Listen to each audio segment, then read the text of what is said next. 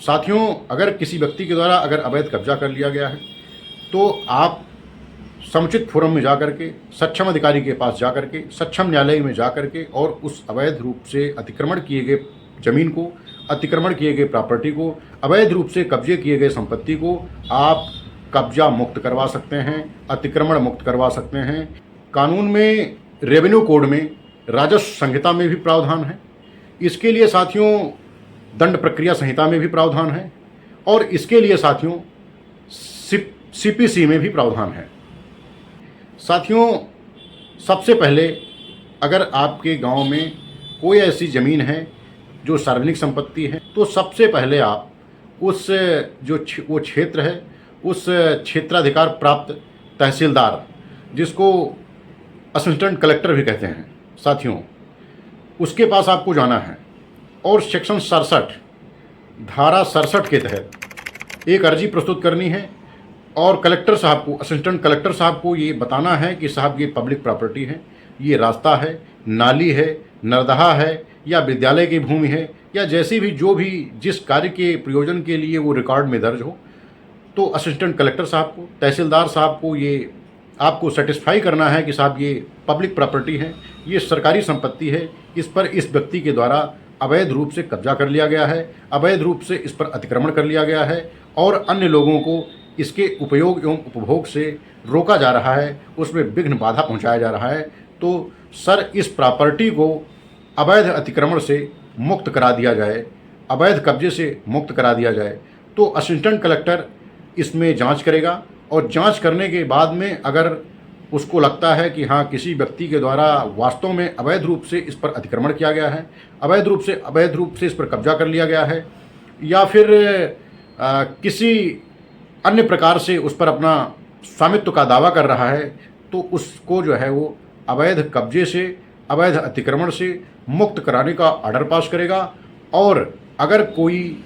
नुकसान पहुंचाया है उस प्रॉपर्टी के संबंध में या उस प्रॉपर्टी के अवैध कब्जे से सरकार को कोई नुकसान पहुंचा है तो वो जो है उस नुकसानी की भरपाई के लिए वसूली का आदेश भी जारी कर सकता है साथियों। तो ये हो गया आपको राजस्व संहिता के तहत उपचार। आपको तहसीलदार के माध्यम से इसका उपचार मिल सकता है साथियों। इसी के बारे में सीआरपीसी की धारा 133 में भी उपबंध किया गया है। अगर कोई पब्लिक प्रॉपर्टी है, कोई न्यूसेंस फैला रहा है, कोई पब्लिक प्रॉपर्टी का गलत तरीके से इस्तेमाल कर रहा है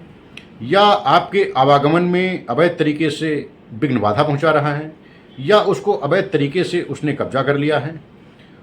तो साथियों आपको जो क्षेत्राधिकार प्राप्त उप जिला मजिस्ट्रेट होते हैं, जिनको एसडीएम के नाम से भी जाना जाता है, एसडीएम साहब के पास जाना है और एसडीएम साहब के पास में धारा 133 के तहत एक अर्जी लगानी है। अर्जी लगाने के बाद में मजिस्ट्रेट साहब को, एसडीएम साहब को सेटिस्फाई करना है आपको, तो एसडीएम साहब उस मामले की जांच कराएंगे और जांच कराने के बाद में अगर एसडीएम साहब को लगता है कि वास्तव में ये पब्लिक प्रॉपर्टी है और ये व्यक्ति न्यूसेंस फैला रहा है, ये व्यक्ति लोगों की आवागमन में बाधा पहुंचा रहा है या इस प्रॉपर्टी को अवैध तरीके से इसने कब्जा कर रखा है, तो वो ऐसा आदेश दे देगा कि इस प्रॉपर्टी को अवैध तरीके से कब्जा न करें या अगर कब्जा कर रखा है तो वो कब्जा हटाए जाने के संबंध में भी आदेश जारी कर सकता है। तो साथियों जो है यहाँ पर आपको सीआरपीसी के माध्यम से, दंड प्रक्रिया संहिता के माध्यम से, एसडीएम साहब के माध्यम से भी आपको उपचार मिल सकता है। इसके अलावा साथियों आपके पास में सीपीसी के तहत, सीपीसी की धारा 91 के तहत आपको सिविल जज के पास जाना है, जो आपके डिस्ट्रिक्ट के सिविल जज जूनियर डिवीज़न होते हैं। सिविल जज जूनियर डिवीज़न के पास जाकर के एक अर्जी लगानी है, लेकिन उस अर्जी की क्राइटेरिया ये है कि साथियों उसके लिए या तो फिर महाधिवक्ता अर्जी दे सकता है या फिर 2 से अधिक व्यक्तियों के द्वारा न्यायालय की इजाज़त लेकर के व्यादेश के लिए मुकदमा दायर किया जा सकता है। तो 2 से अधिक व्यक्तियों के द्वारा अगर ऐसा मुकदमा दायर किया जाता है कि कोई लोक न्यूसेंस के संबंध में ऐसा आदेश मजिस्ट्रेट द्वारा पारित किया जाए कि वो लोक न्यूसेंस में बाधा न पहुंचाए,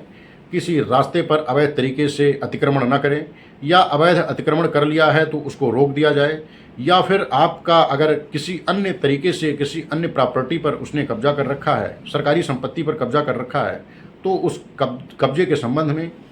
सिविल जज साहब से प्रेयर करना है कि साहब ऐसा आदेश दे करके, ऐसा व्यादेश के माध्यम से एक आज्ञप्ति पारित कर दिया जाए, एक ऑर्डर पास कर दिया जाए कि यह व्यक्ति इस पब्लिक प्रॉपर्टी को अवैध तरीके से कब्जा ना करे। तो साथियों, ये आपके पास में कंप्लीट सोल्यूशन है। अगर आपके गांव में, अगर आपके अगल बगल में कोई इस तरीके से समस्याओं से पीड़ित है, जिसका मामला नाली, नर्दहा, ग्राम समाज, सरकारी ज़मीन,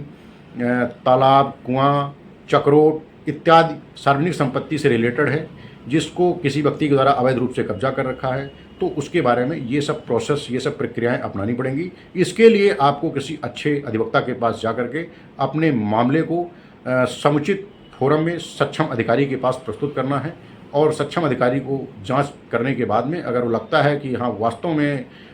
लोक न्यूसेंस फैलाया जा रहा है, पब्लिक प्रॉपर्टी पर अवैध रूप से कब्जा किया गया है, तो वो अपने ऑर्डर के माध्यम से रोक देगा। तो साथियों, आज के लिए बस इतना ही। मिलते हैं फिर नेक्स्ट वीडियो में। थैंक्स।